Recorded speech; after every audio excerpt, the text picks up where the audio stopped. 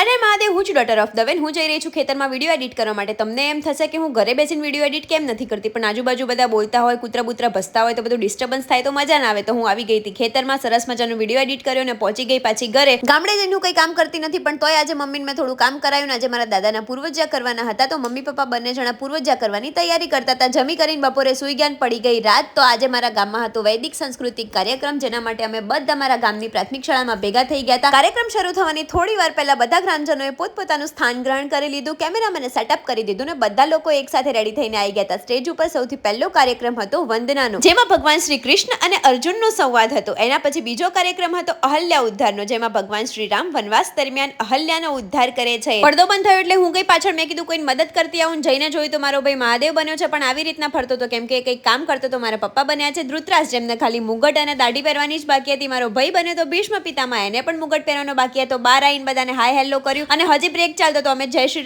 રામના નારા લગાયા. પછી ત્રીજો કાર્યક્રમ હતો લવકુશનો, જ્યારે લવકુશ ભગવાન શ્રી રામની રાજસભામાં આવીને રામકથા કહે છે. ચોથો કાર્યક્રમ હતો ભગવાન શ્રી કૃષ્ણના વિશ્વ સ્વરૂપ દર્શનનો, જ્યારે ભગવાન શ્રી કૃષ્ણ શાંતિદૂત બનીને ધૃતરાષ્ટ્રની રાજસભામાં જાય છે અને મહાભારતનું યુદ્ધ ના કરવા માટે બધાને સમજાવે છે, પણ કોઈ સમજતું નથી. પાંચમો કાર્યક્રમ હતો શિશુપાલ વધ, જ્યારે શિશુપાલના 100 પાપ પૂરા થાય છે અને ભગવાન શ્રી કૃષ્ણ એમના સુદર્શનથી શિશુપાલનો વધ કરે છે. છઠ્ઠો કાર્યક્રમ હતો અંગદ વિષ્ટિનો, જ્યારે અંગદ જાય છે રાવણની સભામાં અને એમનો પગ કોઈ જમીન પરથી 1 ઇંચ પણ નથી હલાવી શકતું. સાતમો કાર્યક્રમ હતો ભગવાન નરસિંહના અવતાર. ત્યારબાદ આઠમો કાર્યક્રમ હતો કાલનેમીનો વધ. નવમો કાર્યક્રમ હતો શિવ આત્મલિંગની કથા, જ્યારે દેવાદિદેવ મહાદેવ રાવણને આત્મલિંગ પ્રદાન કરે છે. અને દસમો અને છેલ્લો કાર્યક્રમ હતો જ્યારે ભગવાન શ્રી કૃષ્ણ નરસિંહ મહેતાની હુંડી સ્વીકારે છે. આ હતા અમારા લાલા કાકા. આ બધા કાર્યક્રમના કરતા ધરતા. બસ આવી રીતે સરસ મજાનો વૈદિક કાર્યક્રમ પૂરો થઈ ગયો. હવે વારો હતો ગરબાનો. ભાઈ બીજા બધા શાંતિથી ગરબા ગાતા હશે, પણ મને શાંતિથી ગાતા નહીં આવડતો, એટલે હું તો આવી રીતે ફૂલ મોજમાં જ ગરબા ગાઉં છું ગાઈસ. બસ આવી રીતે આજનો દિવસ પૂરો થઈ ગયો. મળીએ બીજા નવા મિની વ્લોગમાં. હર હર મહાદેવ. ચાચા.